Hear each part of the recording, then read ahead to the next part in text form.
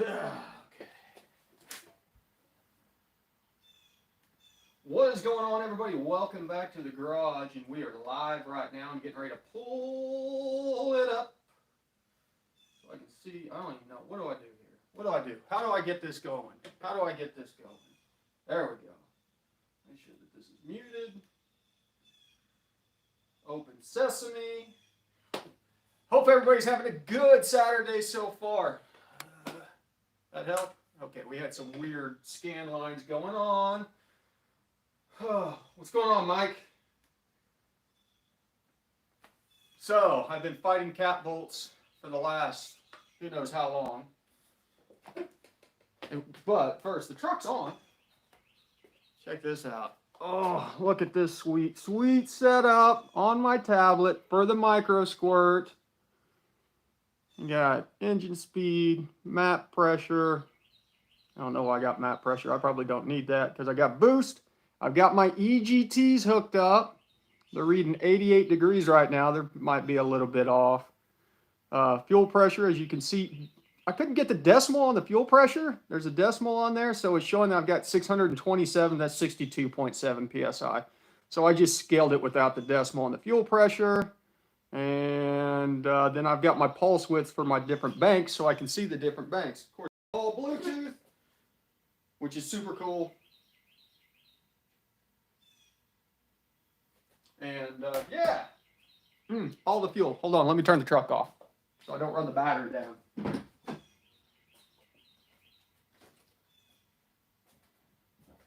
So, let's see where we're at here. Whoop. Magical camera transition of just moving it. So, I've got my Snow Express or Snow Performance plate in here. I still got to get the jets. Got the wrong jets. I need size 2 jets, so I'm waiting on Nitrous Express to get me the right jets so we can do all the plumbing. I got the plumbing over here, so you can get an idea.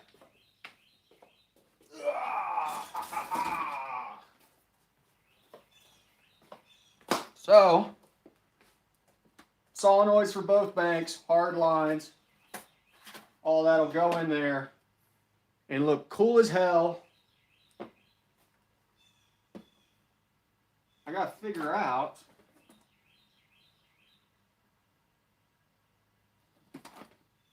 I need some 90s.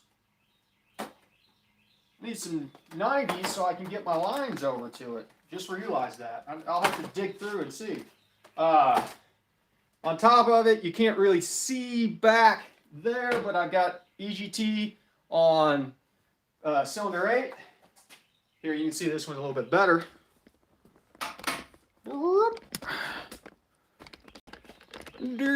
Okay. EGT, I went ahead and put it on cylinder 3 because I wanted to pull something from one of the middle banks. So the EGTs are in, and then they're wired up. There is the EGT controller, goes up into the micro squirt. Simple. We have EGTs. So that is what I have been working on today. Let's go back over here. That's what I've been working on today. And I'm getting ready to crack open my second Truly and get rehydrated. You're right. Happy working on trucks weekend. Got the S15 up in the air this morning. Nice. Yep, all the fuel. So, worn myself out today. The cat bolts for the back 4 on the high ram were a absolute terror to get tightened down because they're so tucked up underneath the cow. I ended up cutting down multiple Allens to get up in there and make everything work. So, but got a lot done. Was going to go to Justin today and have him weld up a MAF sensor adapter into a tube for me, but I just kind of got hung up wanting to get the high ram finished. And as I said, we're just waiting on jets. As soon as the jets show up, we will start the tuning process. And I shot some time-lapse video of doing the install of the EGTs and stuff like that. So I'll do a video touching on installing the EGTs, wiring them up, bringing them back to the Micro Squirt. James swap slicks, Calvert split monos, 9-way shocks. Nice. Going to get a new center console. There you go. Can't get my AEM 0300 to switch to Lambda. Act like the mode button isn't working. Anybody got suggestions? I do not. Might be a faulty gauge, unfortunately, John.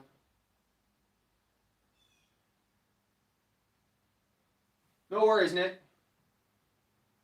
Traction bars didn't make it in. Bummer. Bummer, bummer, bummer.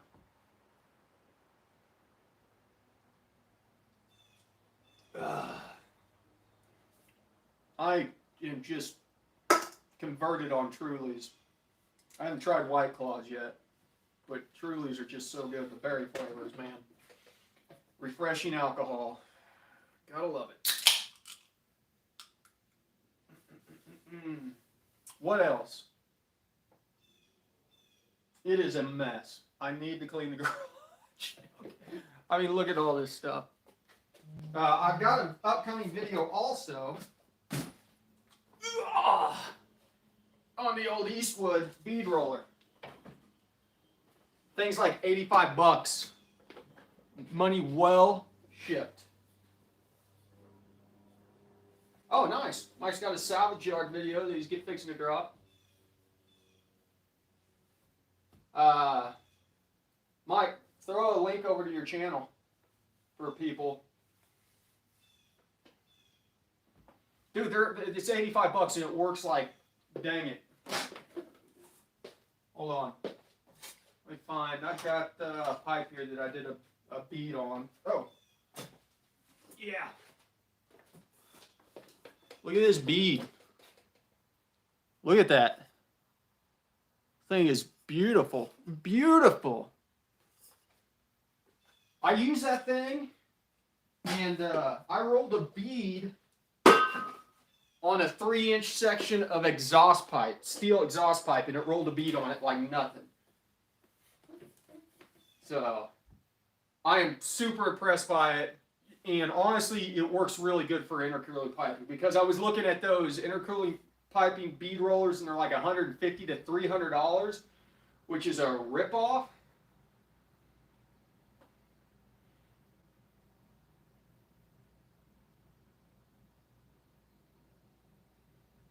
My video is 5 seconds behind my audio. Sounds good, DZ. Hi to you and Hillary. Be safe. Yeah, it's the Eastwood 8-inch, and it comes with the die. It's great. Vise.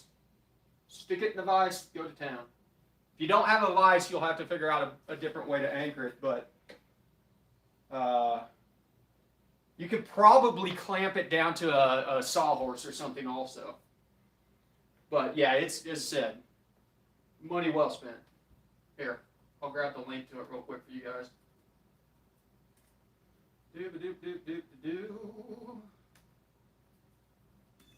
Roller. It's the Elite 8-inch heavy duty. Okay, it's 90 bucks. I lied. 90 bucks. But still, for the money,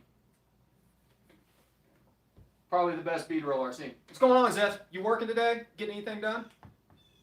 I was just talking about the Eastwood 8-inch bead roller and how good a bead it rolls for $90.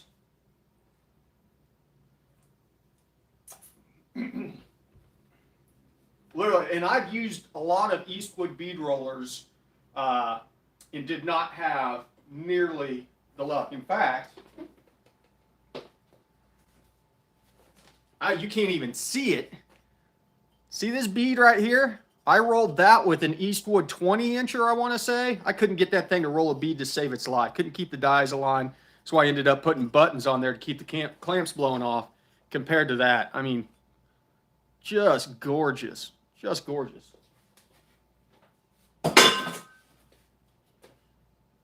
Yep. Yep. So, what else is going on?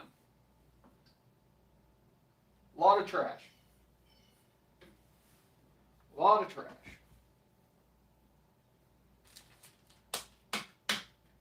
Oh, so I bought a one bar.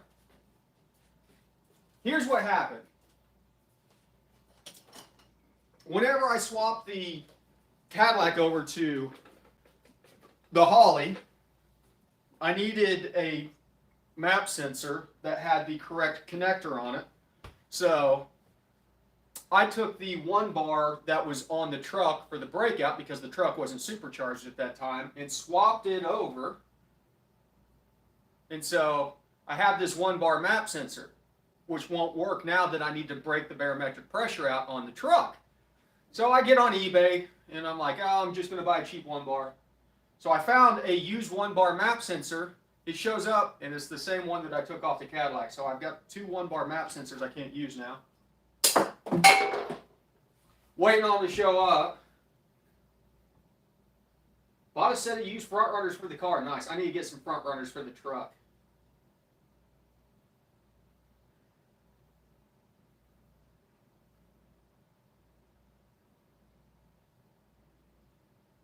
Why does it take so long to read and write to the ECU? Are you doing right configuration or are you doing right entire?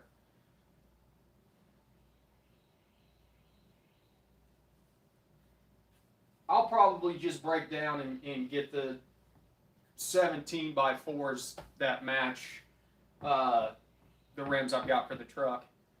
I also need to start hunting down a drag pack for the Cadillac.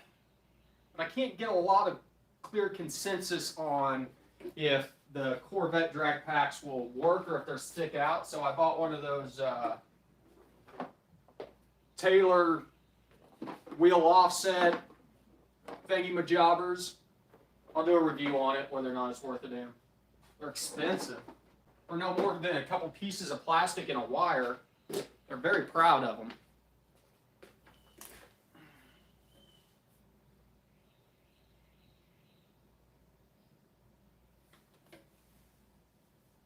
Yeah, WMR, for one, I'm not going to ruin a set of terminal crimpers. I've seen people do that. Looks terrible. And I'm not going to ruin a set of terminal crimpers by cutting the end off of it to make it into a bead roller. Whenever you can get a quality piece of equipment for $80, $90 shipped, that you can knock out every single pipe in your intercooling setup in about 10 minutes with that thing. I mean, three turns, 4 turns, you got a bead like damn it.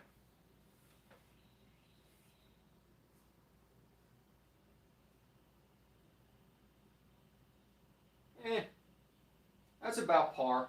2 minutes. It always seems like forever whenever you're sitting there doing it.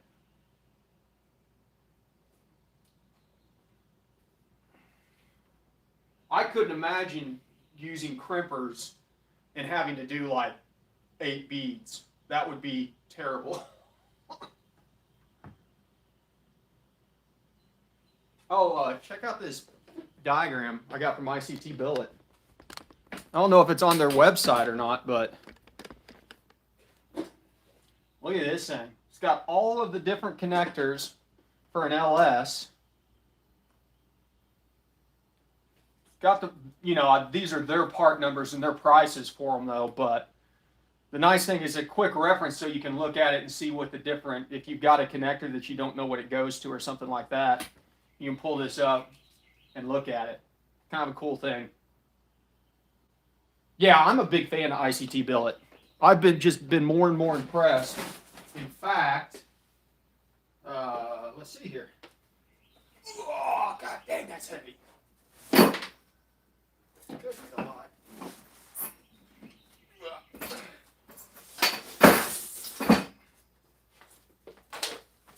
Ugh. I haven't even opened this yet. I've had this for a couple weeks.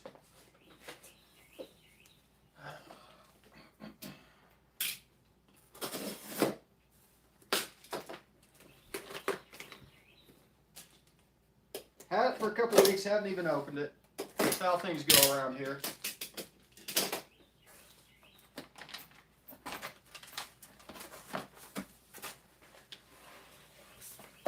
Look at this thing. Oh. For the money. How much was this? $80. This was $80 frickin' dollars. Look. How do they make money? How do they make money? Is it just that everybody charges so damn much?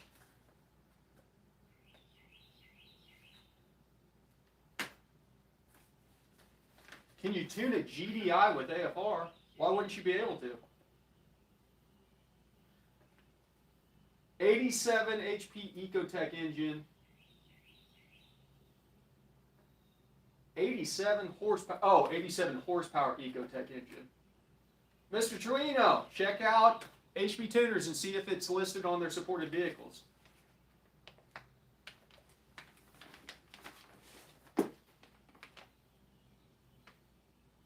I just don't understand how this is only $80. Hey, Chomper.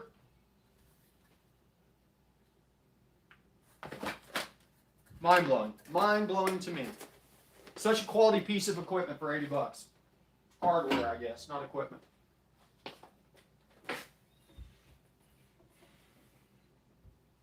Yeah, but if you're 17-inch front runners are pricey, but you know, if you're not using them to drive around all the time, the things will last forever.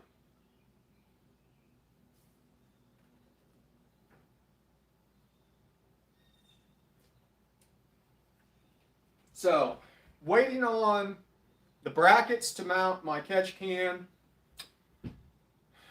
and my vacuum distribution block. Those should have been here. They say they're in Pittsburgh. Maybe they'll be here Monday. That's really it. And then, of course, the jets for the stuff.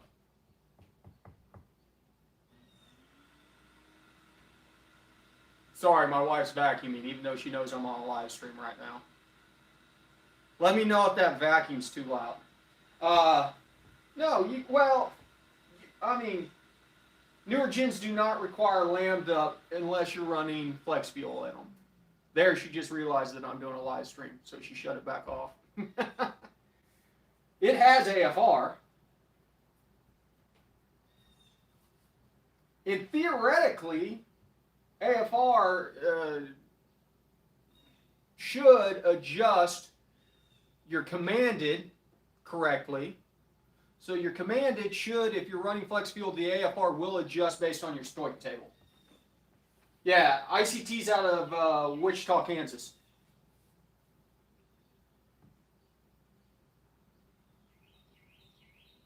Ah, no problem. You don't have to apologize for being German. Yeah, she literally just texted me, I forgot you're going to live stream. I stopped the vacuum, LOL.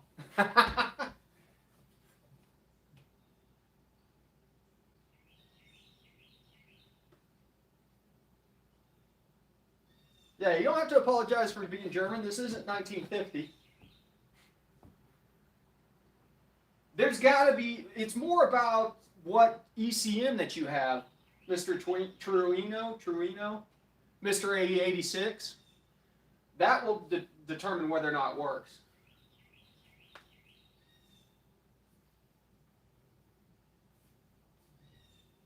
Well, your 2014, I think all of those had flex fuel from the factory, if I remember right. Did you know I had a 2014 Silverado back in the day?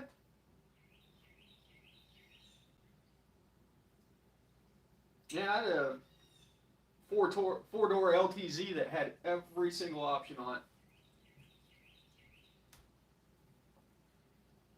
Yeah, I said every ICT billet stuff. Well, this is all ICT billet stuff too. There you go. ICT. So that's all LSA brackets and stuff like that are actually, they're probably LT4 brackets.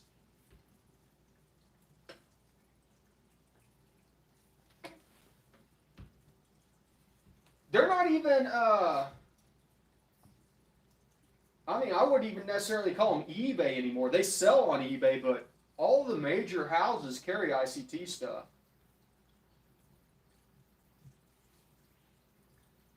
course, nothing wrong with eBay. Half my crap's eBay. I ain't afraid to say it.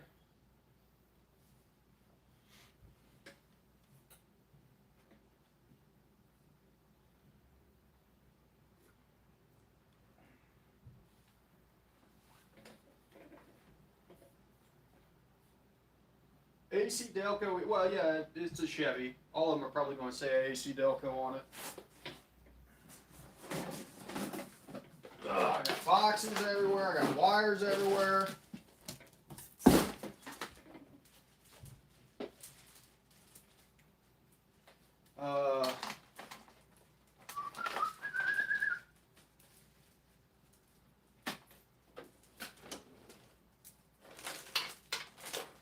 Dig through the old junk drawer here.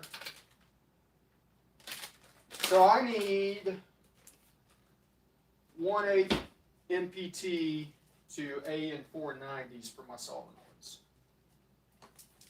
And these are 2 different line lengths, which is weird.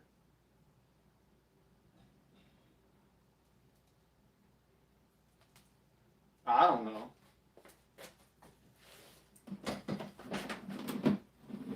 I don't know. Okay, I got 190. Oh, that's a T. I do need the T also, though. This is all stuff for methanol injection.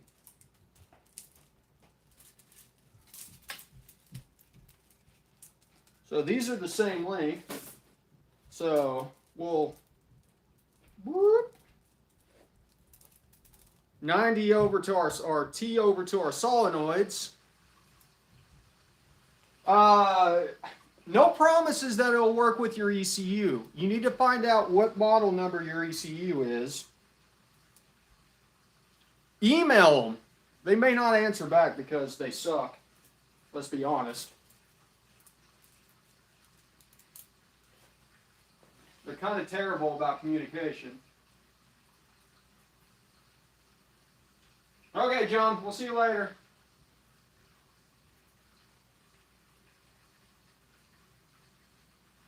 Awesome, Speedhouse. Glad to hear it, man. That's why we do this, so people can learn how to tune. Love hearing all of the success stories of people tuning. Keep them up. Keep me posted. Let me know how it's going, how your tuning is working out, because it makes me happy to hear it.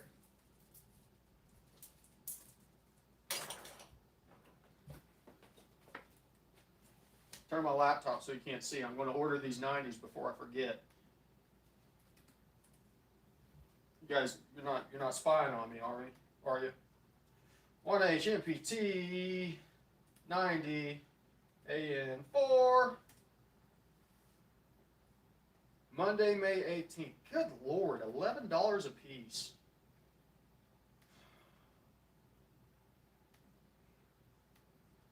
So expensive. So expensive. $23 for 2 90s. And they're this big. They're that big. Okay. What's going on, Brian? Hey, Exit Only. Thank you. I appreciate it, man. Thanks for being a subscriber. Alfredo, first time tuner using HP tuners. Where should I start first? Math. Start with MAF tuning. MAF tuning, mass airflow is the easiest thing to tune. Start with the MAF. Go from there. It's a great primer for tuning also. So go through the steps with MAF. Get it set up for MAF only. Go through the process. See how it goes. And then the other part of it is just absorb as much information as you can. Go out there, watch videos, read forum posts, things like that. Learn. Digest it. A lot of that crap is not going to make much sense to you initially, but as you get further into the tuning process, you're going to start seeing things and saying, oh, I know what that's all about. Like, I've seen that before. I've heard something about that before. So, the tuning process is very simple. Don't overcomplicate it. Too many people overcomplicate things. I see this all the time. I saw a table the other day. Uh-oh. Sorry, Nick. Hope your pets are all right. Gotta hide that though. But yeah, just take your time. Small changes. Small changes are the critical thing. Don't go out there and make 1,000 changes. You will see whenever we start doing the Super Auto, once we get it set up for MAF only, you will see me doing very small changes, iterative, over a length of time. So I'll go out and I'll fire it up and see what's going on, and then I'll make a small change, load it up, try it out, keep on going. You're all right. We're family friendly, so things like that get blocked out. But I understand your frustration or your fears, so no worries. ICT is the airport code for Wichita. Good to know. Thank you. Well, ICT Car Guy 316. Are you affiliated with ICT? ICT Car Guy?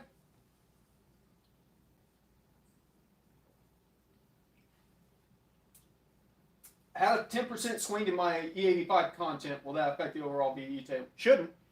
If it registers, are you running a sensor, Mike? Are there any special differences between NO and turbo MAF tuning? Nope. It's all the same. You're just going to be higher up in the frequency range. ICT Car Guy, you should swing in there and say, hey, you guys need to sponsor Goat Rope Garage.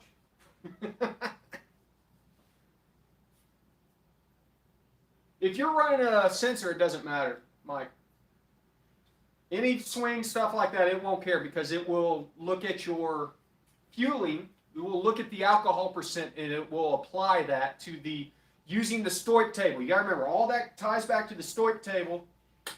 If you're at 40%, you're at this commanded AFR. If you're at 50%, you're at this commanded AFR. So everything else is a multiplier of that commanded AFR.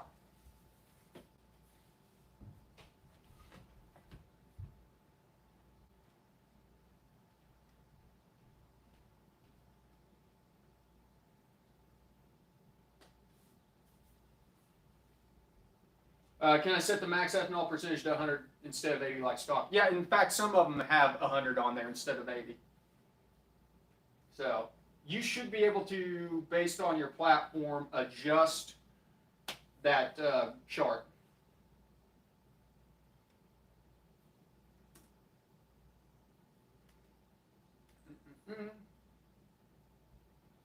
There you go. RPM lug I had the other night. Mike was said it was converter locking up, and he was right. Thank you, Mike. Thank you for sharing your knowledge, brother. Okay, let's see. What do we got here? I've got a 2015, I think, Silverado pulled up. Let's look at the STOIC table. It goes out to 100. But let's see if we can edit it. Column axis. No, we can't edit it. So you may not be able to edit your alcohol composition out past 80%. This has got to be a 2015 because it's flatlined at 14.1. Speaking of which, I need to look at mine and make sure it's set up right. So let's go into logs and tunes.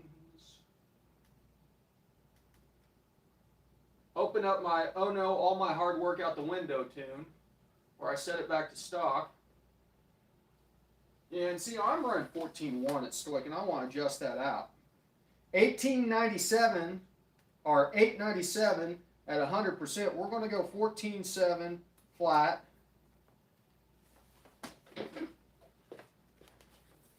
$14.7 flat. Okay, that's at 0% alcohol. We'll select the whole tune and we'll make it linear. Oh, there we go. Okay, so we're at 14.3 at 6.3, 14 at 12.5. We're looking at running around 10, 9.7 to 10 on E85 if we're getting straight 85. So if you do the math, on here, there will be a 63% enrichment from 36%, not 63, sorry. Am I thinking of that backwards? Is it 63% enrichment to 100%? Math. Calculator. Calculator time.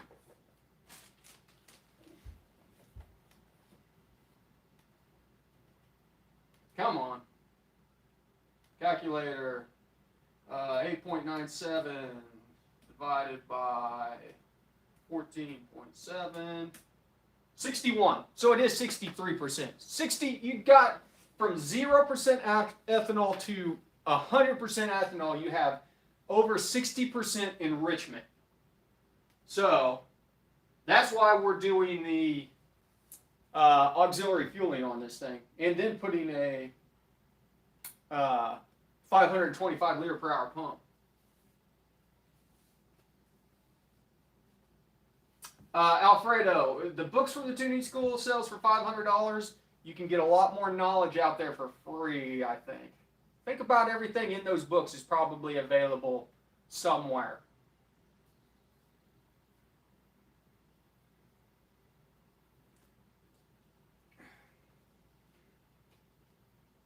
My VE table is dialed in really close, but it's so lean on startup, I have to feather the throttle till it drops down to 16.0 or lower. Any ideas? Check your cranking VE. Check your cranking VE. Make sure it falls in line. Look at your VE table for idle crank area. See what your numbers are there. Then look at your cranking VE. It should be higher than those numbers because you want startup enrichment.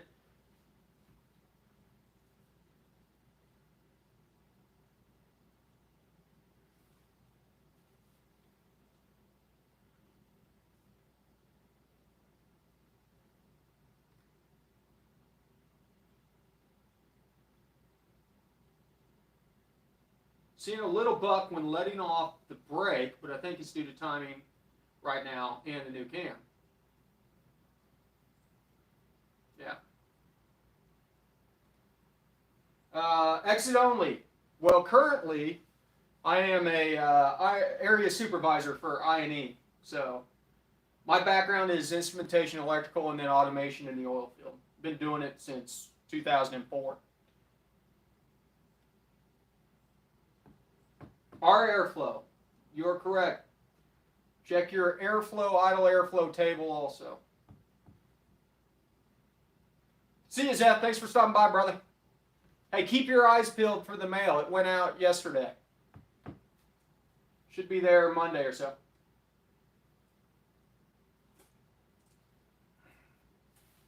Nick, you see a lot of people in that do tuning have an instrumentation and controls or electrical background.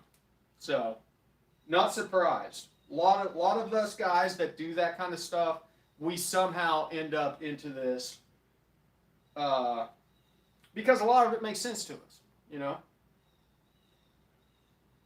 Sure thing, Jeff. Thanks for stopping by, brother. Always appreciate your time. There you go.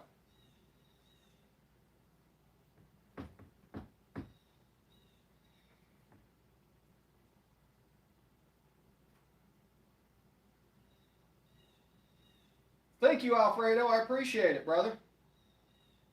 Whew. Work at a nuke plant. I work with a guy that works at a nuke plant. Well, I say I work with him. He's one of my employees. He worked at a nuke plant up here somewhere.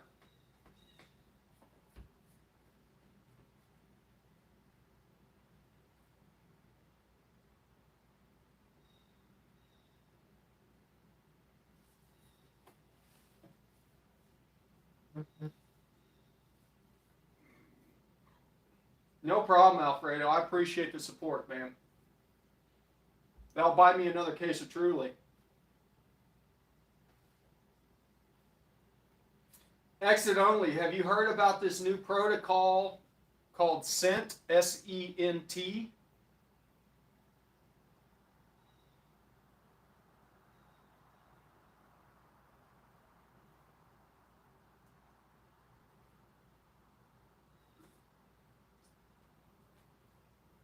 Dude, if you got your VE at 1%, you're beyond done super slow. Stop being anal. It doesn't get better than that.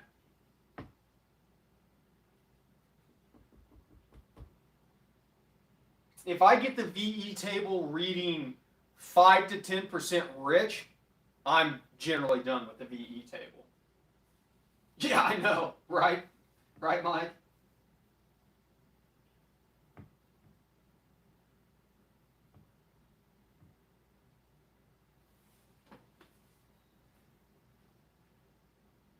It all makes sense in the long run.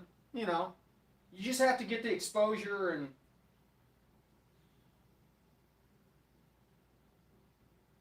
Oh, nice. Yeah, there's a new communications protocol that is a single wire protocol called SYNT.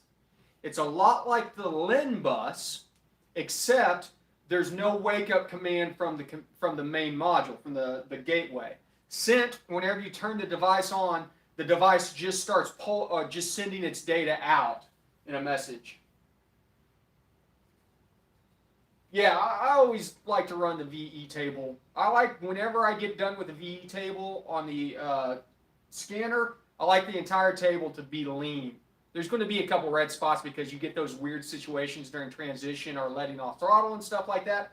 But if I can get the entire table a light shade of green, that's a good table for me. I'm happy with that.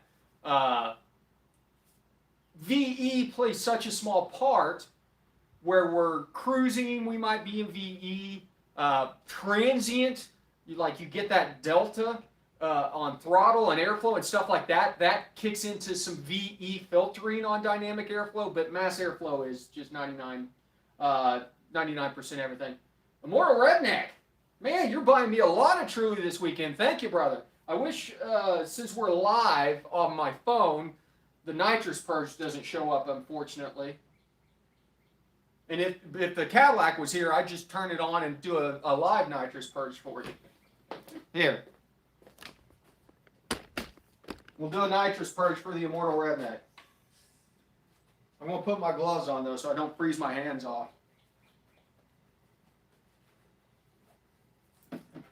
Immortal Redneck, here's your nitrous purge, brother.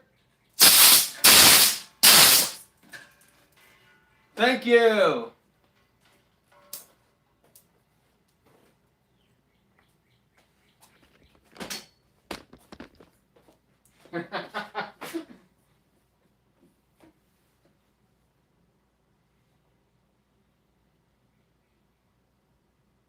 Yeah, James over at Cletus doesn't have anything on me, man. He should be rolling around a big bottle of that stuff, right? If he wants to do full send. Yeah, exactly. They're worth $7.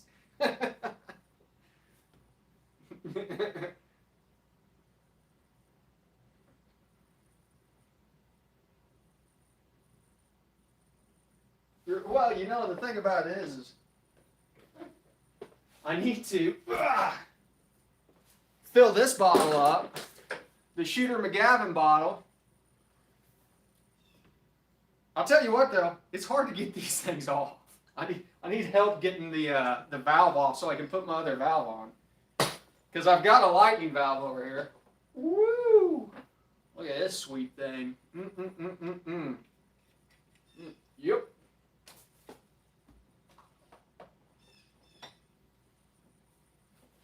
So if I have flex and tune on VE on E85, we'll have to go back when on gas. Nope.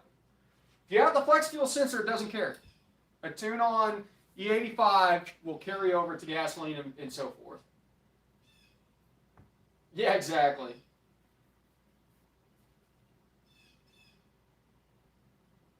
How would you do it? I should have. I'm afraid of messing up the paint job on my bottle. I don't know how to hold the bottle.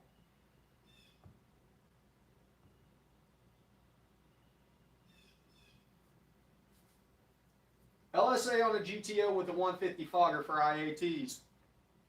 You wouldn't even need a 150. A 150 might be a little bit aggressive with an LSA blower. I mean, but have at it. Full send, right?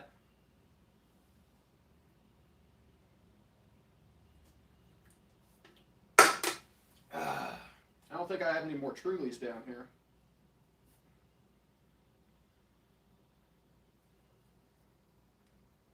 Did you know I had to discontinue using this logo because I found out after the fact that Voldemort uses it?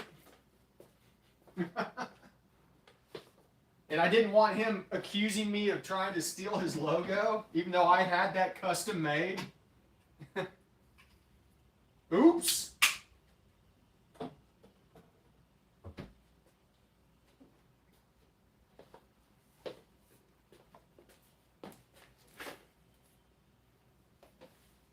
Yeah, I need a bigger strap wrench. I've got one that's just big enough for doing pulley swaps. Speaking of which, pulley swaps, somebody, I'm not saying who, but somebody might have ordered a 3.2-inch pulley last night. Which is stupid. Was it 3.2? Where's my phone at? Oh. Like, where's my phone at? Surely it wasn't a 3.2. A 3.2-inch pulley on a F1A would be over 1,000 horsepower worth of air. Maybe I only did a 3.4. But the idea behind it is using the boost control. I did hook up the boost control, by the way, also. I don't know if you'll be able to really see it. Oh, what is happening? What is happening? You know what? I can make this easier. So, where are we at? There we go. MAC valve onto our bypass valve. It's wired in, so whenever this is activated, our bypass valve is going to the vent, and so this will just open under boost pressure. And the MAC valve is tied into the micro squirt, and so we will primarily it's there for safety, so we can open this thing up if we start having issues with fuel pressure or EGTs. My neighbor has a bee colony, has beehives, and one of his bees is in my garage right now, and he put it on the property line. Not very happy about that. So we can open this thing up to save us, hopefully. Yes. Do they make that, John? Do they have a breathalyzer app that authorizes PayPal transactions? Because it's not a bad idea.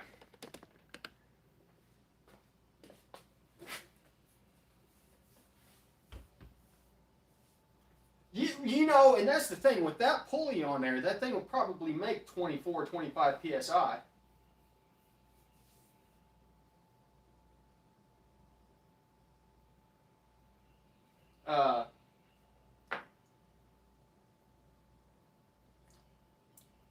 Single cut, green watering can, green plastic watering can, double dry hopped IPA.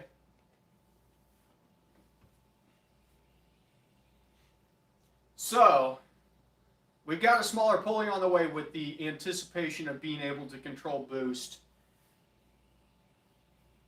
And on top of it, if we can control boost with it, that means we can get into boost sooner. So if we can get the boost curve to ramp up real quick and then flatten it out and maintain like 17 to 20 PSI, which should not be ran on a stock block L83 ever, but we're going to do it.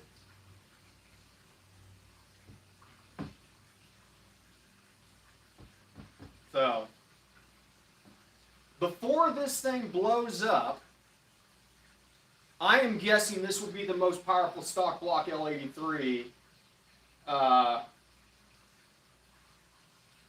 in the world. That's the goal.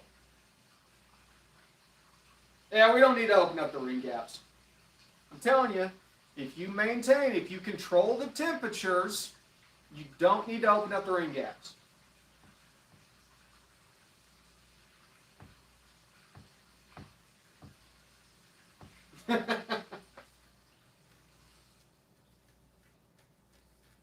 That's why we're doing EGTs. I want to see the EGTs with the direct port methanol injection in the auxiliary fueling, if we can maintain good EGTs, which are an indication of cylinder temperature, we should not need to open up the ring gaps.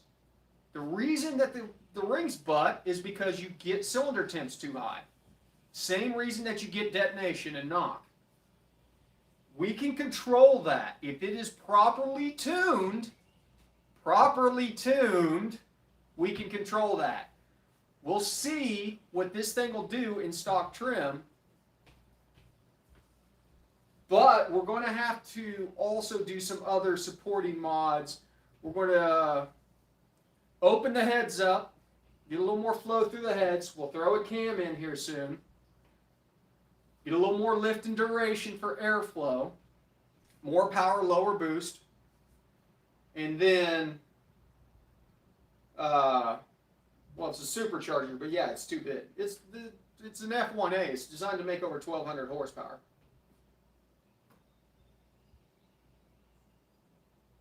Nice, Hillary. Theo, my supercharger's too big. It's not really a turbo household around here. We're a supercharger household. Nothing against turbo people. To each their own. But, and then we need to do long tubes and stuff like that. The motor modifications on this thing are pretty tame.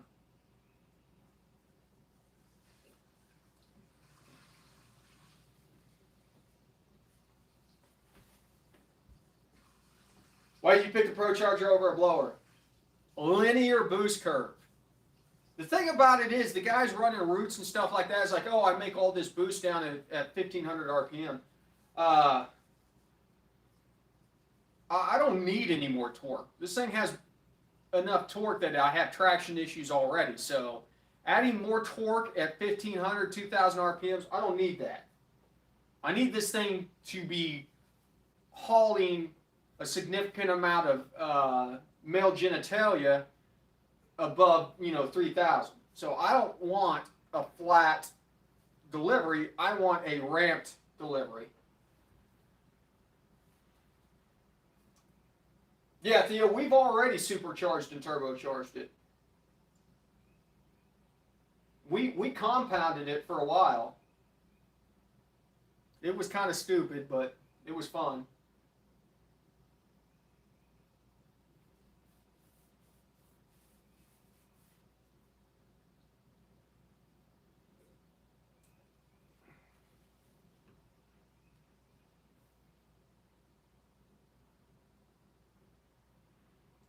Brian, I don't remember what playlist. It should be in the Project Super Auto playlist.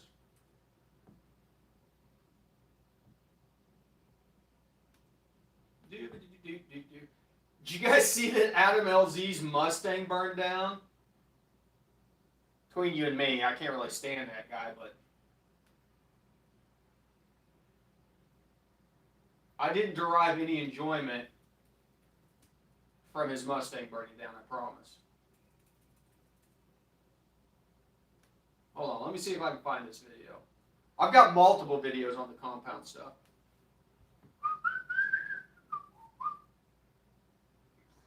Let's see, playlists.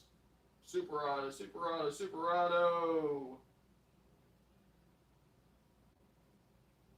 Got 33 videos in Project Super Auto.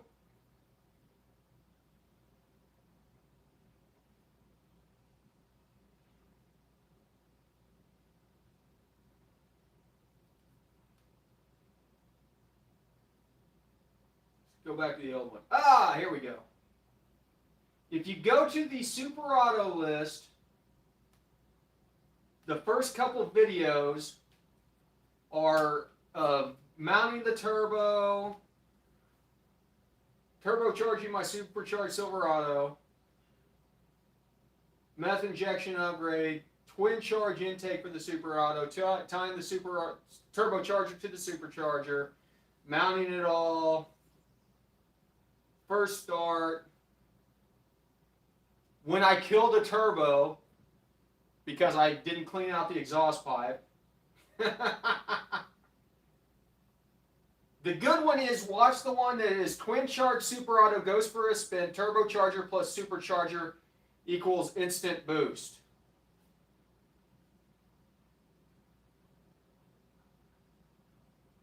That one's a good video. Yes, slagging the turbo, exactly. If I tune with straight E85 and get my MBT timing dialed in, but with my setup I am NA, don't really need more than say E40. If I run lower content, my timing is going to scale down as well. No. Yes, your timing, you have a separate timing table. Based off of your ethanol content, it will add this much timing throughout your table.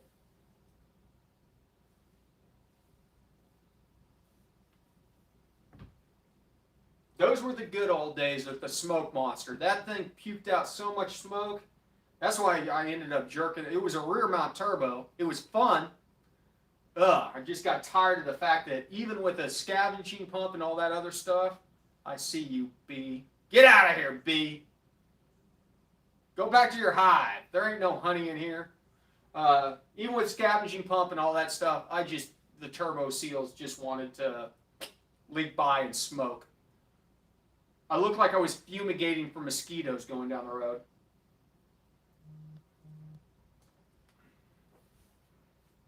Yep. I spent a lot of money on that setup just to take it off and end up giving all the parts away. Well, the first one, as I said, I thought I killed the turbo. Then I took it off and found a chunk of exhaust that I'd cut off with the plasma cutter in it. You're too good for your hive. Go back to your hive. So that turbo was eBay GT45. So it wasn't a lot, it wasn't a big loss there. But as I said, it still turned out to be good. It cleared out and was fine. Then I bought a smaller turbo that was a little bit more expensive, and it was a little bit too aggressive because it was making boost all the time. Yeah, I would stay away from rear mounts, to be honest. It's just not worth it. Too much oil. It was fun times though. That was almost a year ago. That's back whenever the channel was first kind of starting out. Thought I might sucker some of you in by doing stupid stuff because that's what other YouTubers do. And then I realized, don't really need to do stupid stuff. Just need to do tuning and performance modifications, right?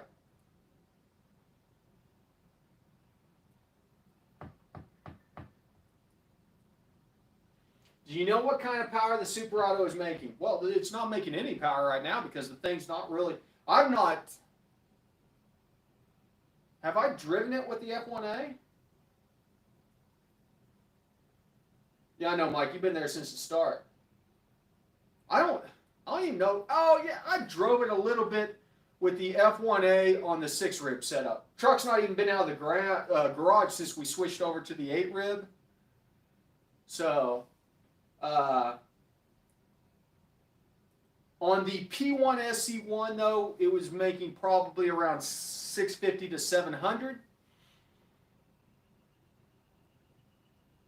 We're going to make a ton more here.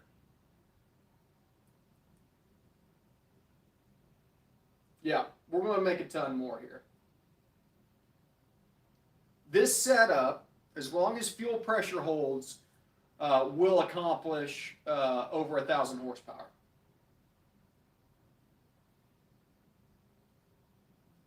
So, the goal is, once we get this tuned in, and if the quarantine kind of lifts, I'll call up my buddies down at 6 Star and get some dyno time, and we'll put it on the dyno and see what it's putting down. By then, we'll probably be on the smaller pulley and using boost control to keep that thing from completely just crapping its guts out on the ground. But we will have the option of saying, okay, we need another 2 PSI, let's do this. The question, though, as I said, is going to be whether or not we run out fuel pressure. Fuel pressure is going to be our issue.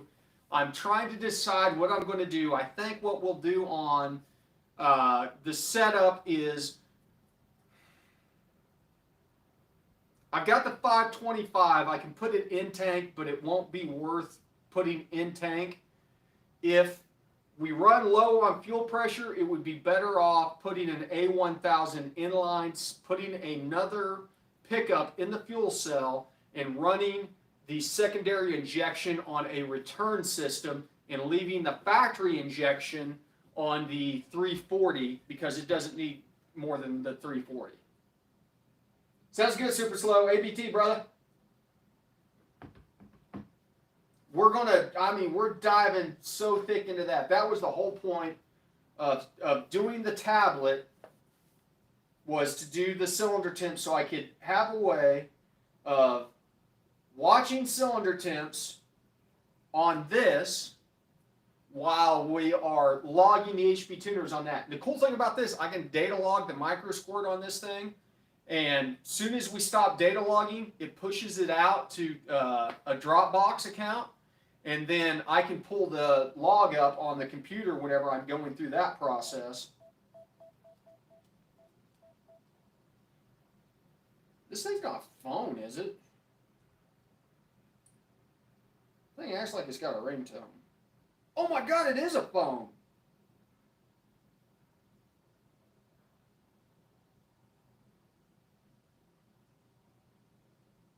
Hold on a second. Hold on a second. Hold on a second. Oh, you know what? I'll have to figure that out later. Apparently that thing's a phone also. No. No.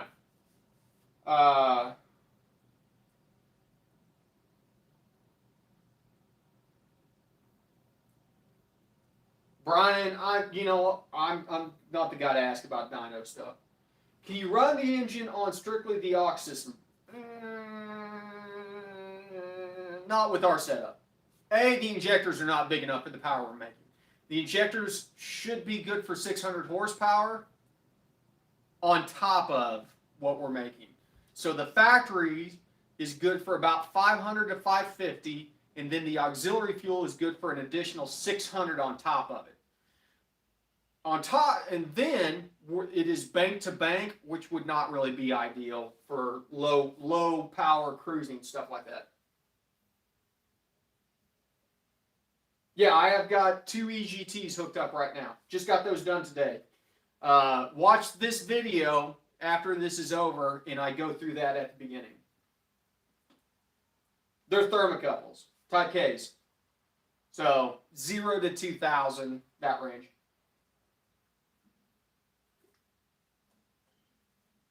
Sounds good, Michael. ABT, brother.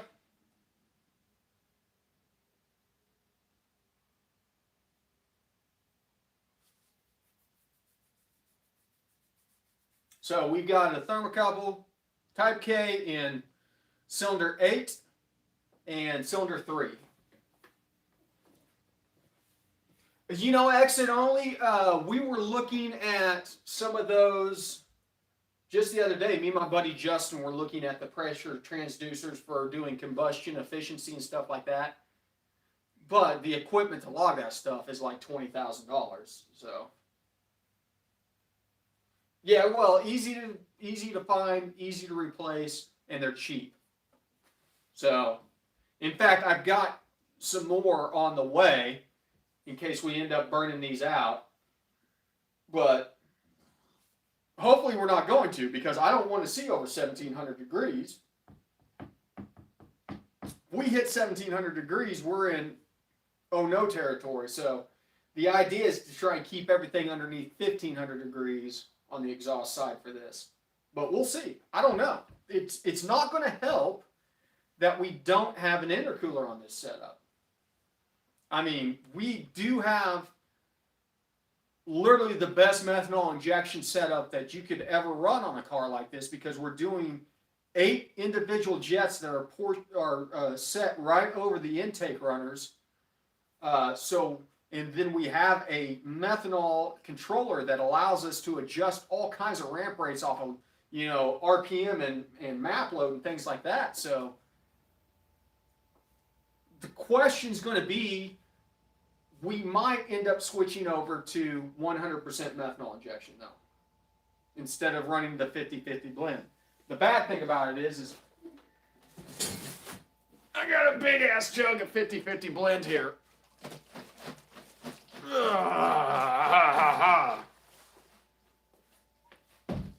But I still got 5 gallons of straight meth down there.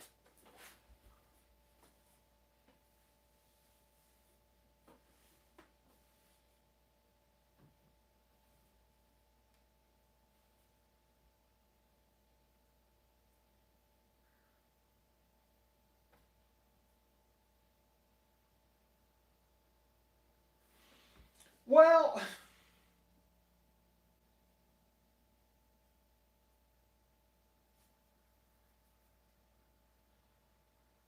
theoretically, right, you're reading a resistance. And if you put a shunt on it, a known resistance shunt resistor, and you know what the voltage is, which you can log on the Holley, you could do custom math to do basically resistance to an analog. So if you had, I don't have a whiteboard anymore. If you had your resistance probe for your temperature and you shunted it with, say, a 250 ohm resistance that you know, and then you knew what your voltage was going through it all, then you can do the math to transform that over into an analog signal.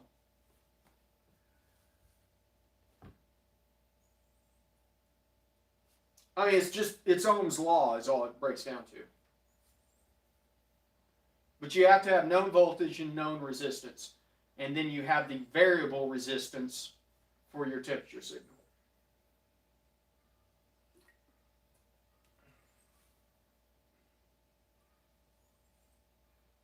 Yes, they do make Type K at a 1 to 5 cold junction. My controller is a 1 to 5 cold junction. Actually, it's a 0 to 5 cold junction, but.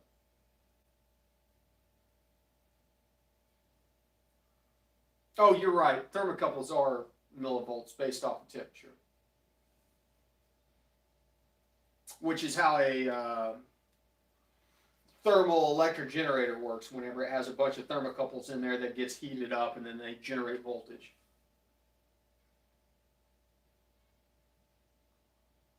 I'm thinking of standard resistance-based temperature sensors.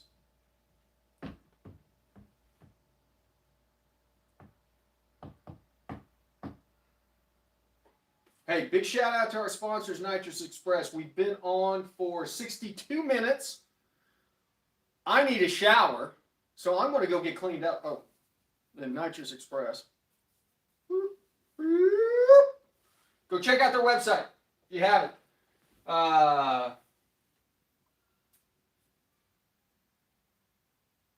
Yeah, I do smell like nitrous for some reason. They smell like sulfur or whatever they add to that stuff. Before I jump off here, though, I did find something interesting on the MicroSquirt bringing the analogs back from my converter that goes thermocouple to analog. It did not like the 10-bit ADC. I had to switch it over to a 12-bit ADC for it to read right. Not sure why, but you guys, I'll tell you what. Here, let's stick around for about 5 minutes here. Let's hang out together for about 5 minutes. We'll fire this thing up. How's that sound? We fire it up. I'll throw some intake ducting in real quick. Because I want to see if the ECTs read properly. Ugh.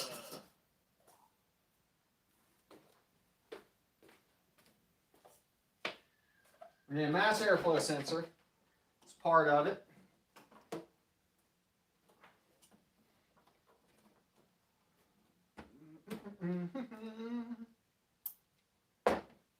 Where's my light at?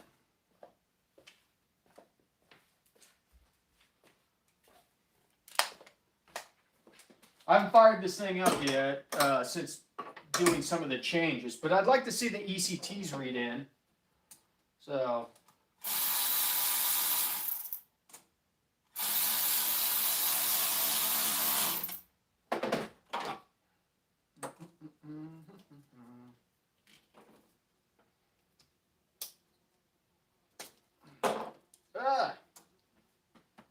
Where's my side covers at?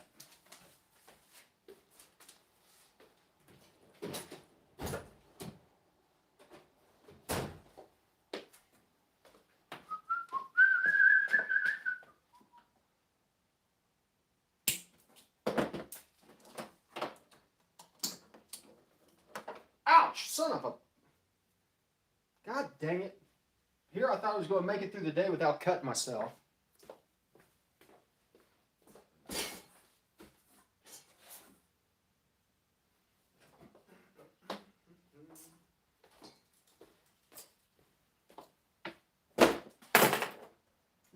This is what I get for trying to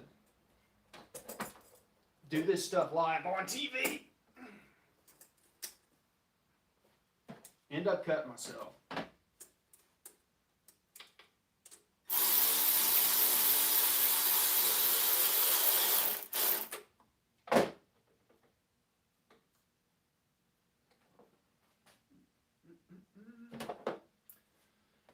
Try to figure out what I'm missing. Bear with me.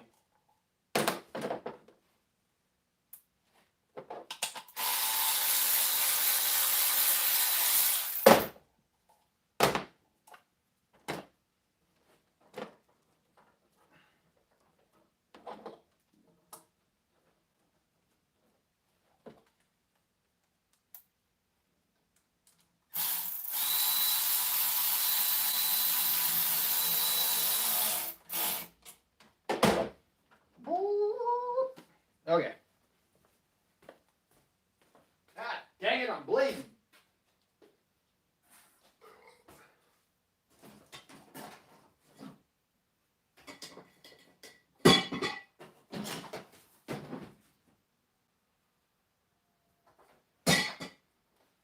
Oh, there it is.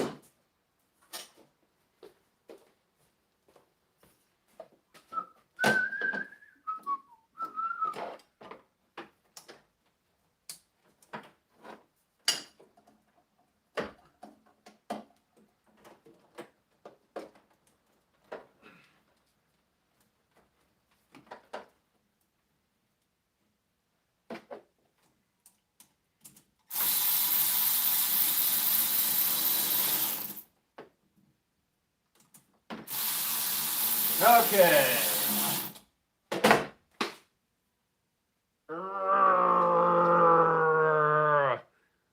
Blood on the dance floor. Should have quit while I was ahead. Okay, let's do this.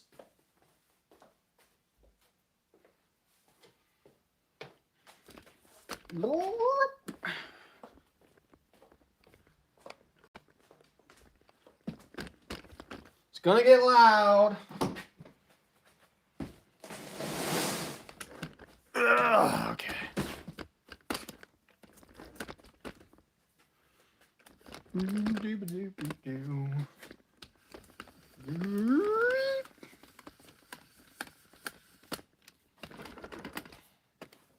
Okay, so first, let's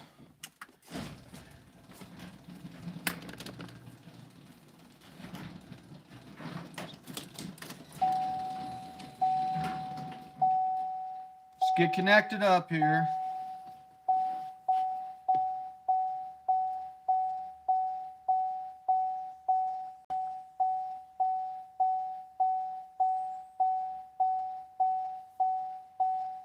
Come on.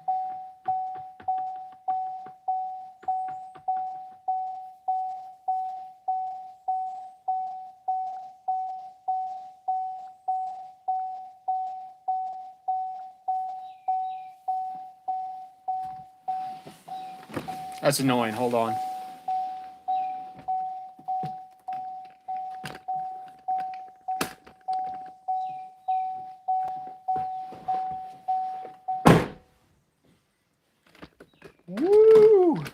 go.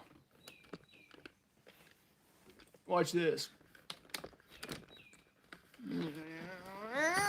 Okay. Man, I got myself pretty good.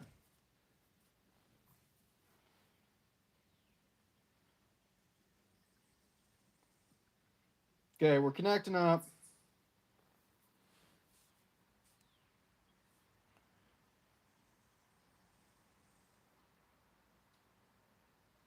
Come on. You know what? I think the laptop connected.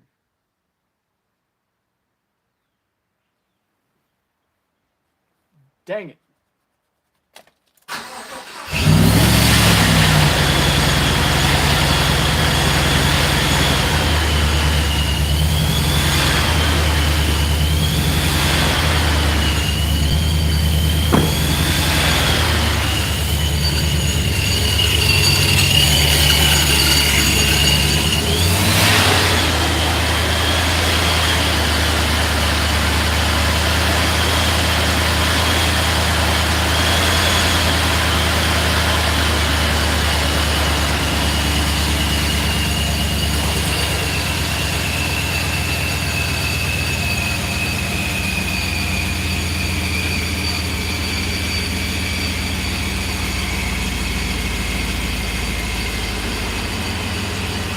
Woo!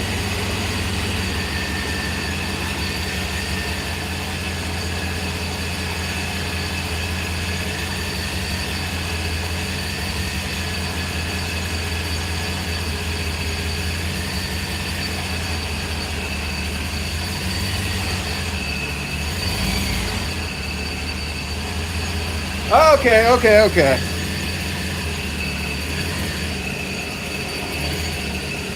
We got connected on the scanner.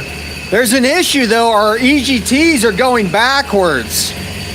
That shouldn't be happening. We're so rich right now. Look at this thing hunt.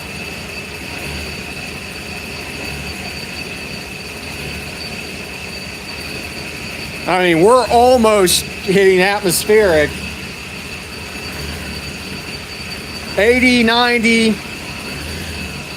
I gotta figure out why these are backwards.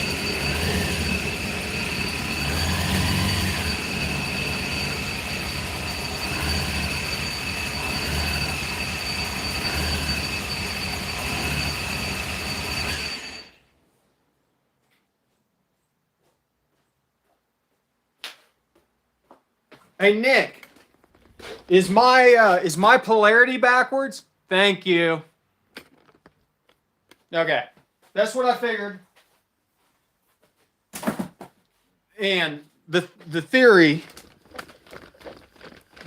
being here is that the thermocouples, 2 wires, right? A red wire and a green wire. Which would you say would be positive on a red wire and a green wire?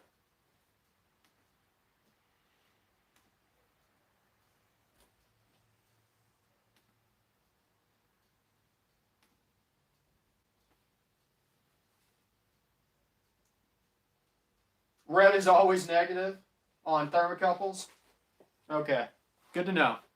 Well, why are you guys so crooked?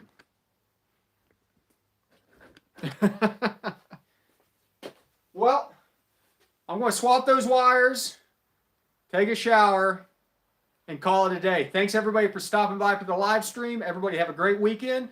You know the drill. Thanks for stopping by the garage. ABT, always be tuning.